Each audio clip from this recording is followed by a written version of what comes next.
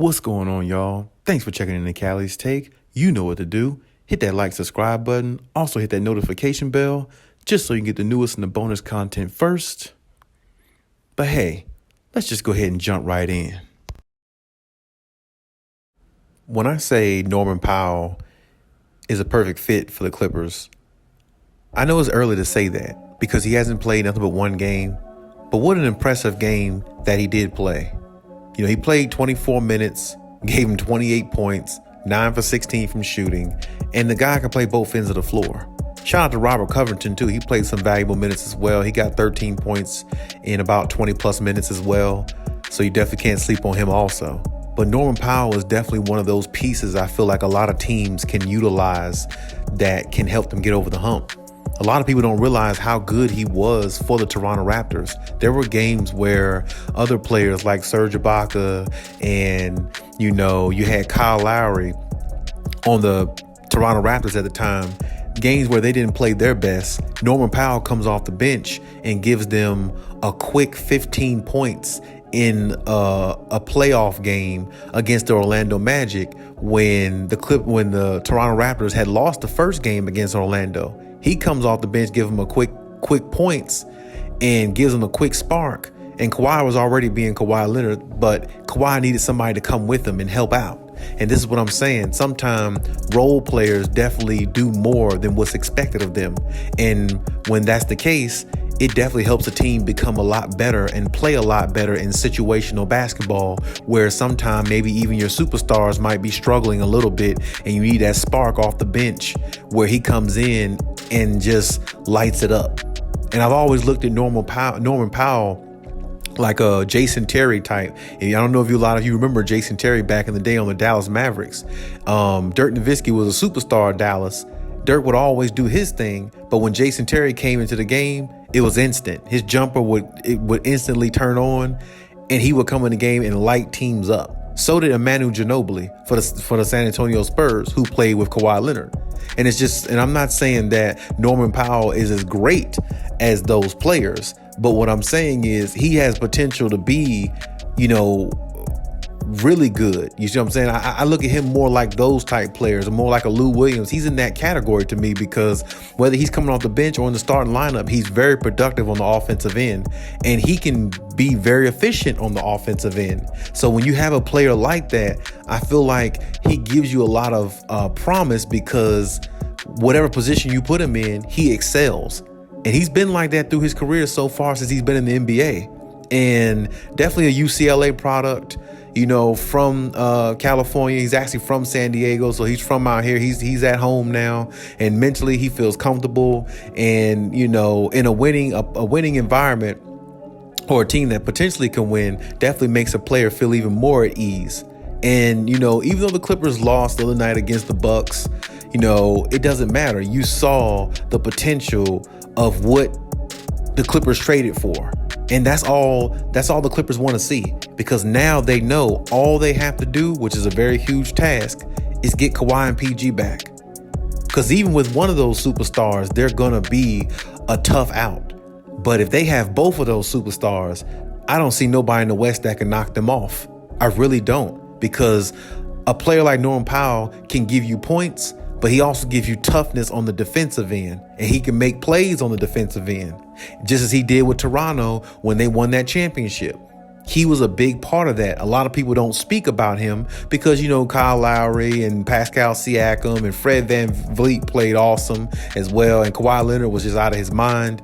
And, but he was one of those players that came off the bench every single time and gave them consistent minutes, valuable minutes, efficiency, defense. He's a knockdown free throw shooter, knockdown 3-point shooter. He can make big shots. He could take big shots, and he's never been afraid of the moment. And I've always said, when you have fearless type guys on your roster, it just makes you a different type team. It makes you very, very difficult to deal with against a lot of other teams. And every championship team needs a player like a Norman Powell on there, because he's just one of those players who can do a lot of good things. Now, he's not a superstar, but he's a damn good role player. And when you look at it from that aspect, the guy The guy's got talent, and the guy fits with the Clippers perfectly because he has a high IQ for basketball. That's what Kawhi Leonard likes, the main superstar on the team. That's what Ty Lue likes because he loves coaching guys like that because it makes his job easier to coach. It makes him easier to coach guys who know how to fit in and know how to play their role really well so he doesn't have to hold their hand while they're on the floor, basically. And that's exactly what the Clippers needed.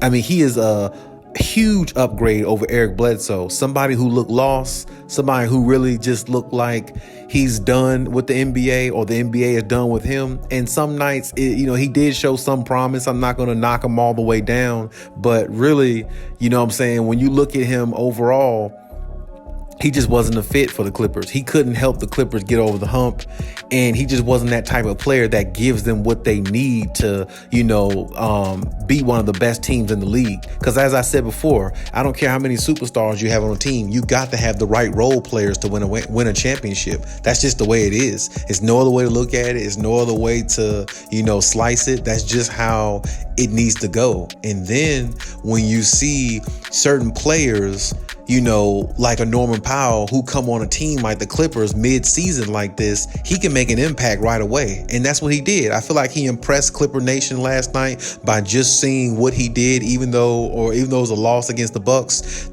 What he did last night was more impressive than anything Eric Bledsoe has done pretty much this whole season. And he had limited minutes and he was coming off the bench doing it. So it's like when you look at that and then you add Robert Covington, a guy who's been known for defense. Robert Covington got drafted in the league for his defense. And now that his jump shot is a little bit better where he can knock down a three. If you give him 5 threes, he can knock down 2 or 3 of them.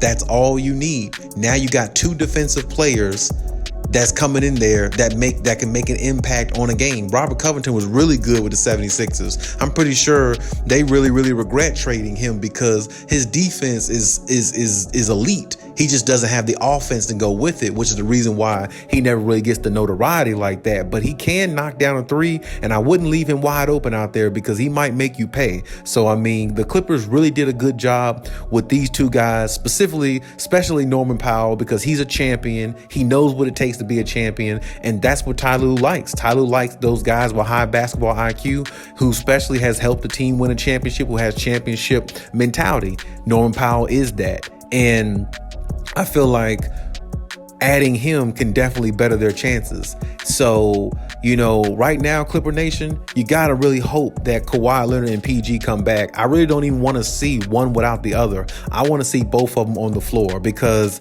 even with the team they have now, they're really good. And if PG can make a way to come back, that would be great. It'd still be tough against a team like the Warriors because Clay and Steph is there and Draymond's coming back at some point. It'd still be tough against the Phoenix Suns because Devin Booker seems like, I don't know. It just seems like he's getting better and better and better. I mean, I don't know if that Kobe Bryant thing has went to his head, but I mean, I feel like Devin Booker is starting to play like, or at least he's starting to think or feel like he's a very, very close protege of Kobe Bryant. I think he feels like he needs to be the next Kobe Bryant. And the way he's playing and his mentality and his driven ways is making the Phoenix Suns a damn lethal team.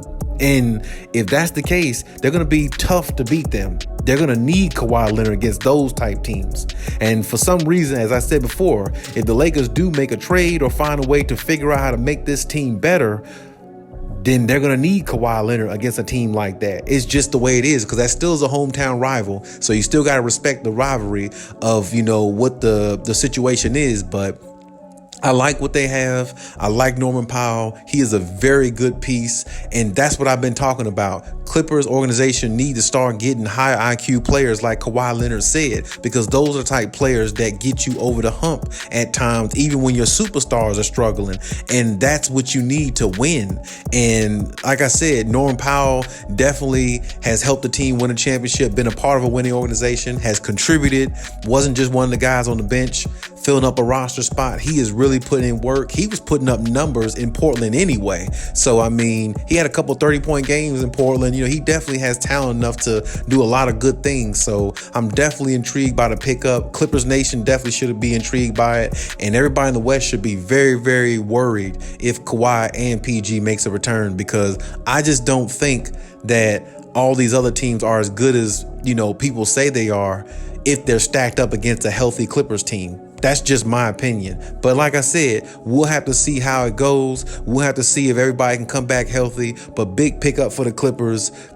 Big shout out to Clippers Nation. Definitely got a steal in that, because I didn't think that the Trailblazers would get up off a player like him, because especially Norman Powell, because he has signed like a 4 or 5 year contract. But somehow the Clippers finessed them out of a player like him and gave away a trash player to me in Eric Bledsoe, and an okay player in Justice Winslow, and Keon Johnson. I didn't know much about him, so basically the Clippers gave away nothing, got more, and the Clippers should definitely be excited about what they have based upon what they saw just the other night against the Milwaukee Bucks in Norman Powell and Robert Covington, just showing how they can be so versatile on both ends of the floor and how it makes them even more of a difficult team to beat now.